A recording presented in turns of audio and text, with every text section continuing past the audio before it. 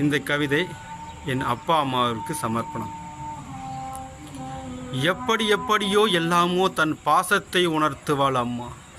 ஒரு கைப்பிடி அழுத்தத்தில் எல்லாமே உணர்த்துவார் அப்பா. நேரில் சொன்னதில்லை, பிறர் சொல்லி கேள்விப்பட்டிருக்கிறேன்.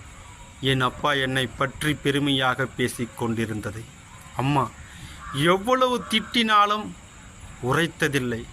உடனே உரைத்திருக்கிறது.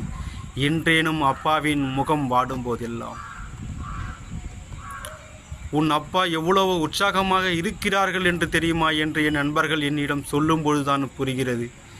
யாருக்குமே கிடைக்காத தந்தை எனக்கு கிடைத்திருக்கிறார் என்று.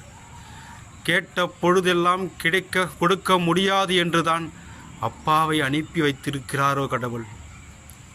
சிறு வயதில் என் கைப்பிடித்து நடை பயில சொல்லிக் கொடுத்த என் அப்பா அம்மா என் கரம் பிடித்து நடக்கும் பொழுது என்னென்ன நினைத்திருப்பார்கள். லேசாக என் கால் தடுமாறினாலும் பதறி போகும் என் அப்பா அம்மா இன்று நான் தடுமாறிய பொழுது பதறாமல் இருக்கிறார்கள். மீளா துயிலில் அப்பா செல்லம்மா அம்மா செல்லம்மா என்று கேட்ட பொழுதெல்லாம் சொல்லியிருக்கிறேன், அப்பாவின் செல்லமான அம்மா செல்லம் என்று. இன்று அப்பாவும் இல்லை, அம்மாவும் இல்லை.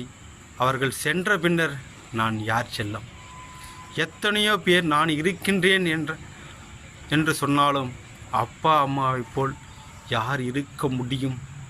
சொல்லி கொடுத்ததில்லை, திட்டியதும் இல்லை, இல்லை என்று சொன்னதும் இல்லை, வேண்டாம் என்று கூறியதும் இல்லை. இருந்தும் ஏதோ ஒரு அன்பு என்னை கட்டுப்படுத்தியது. நானும் காட்டி கொண்டதில்லை அவர்களுடைய பிரிவு. இருந்தும் காட்டி கொடுத்தது. கண்ணீரை இன்று துடைக்க அப்பாவும் இல்லை, அம்மாவும் இல்லை. அம்மாவின் பாசத்தையும் அப்பாவின் நேசத்தையும் இன்றே உணர்த்துங்கள். சில நாட்கள் அவர்கள் இல்லாமலும் போகலாம். நன்றி.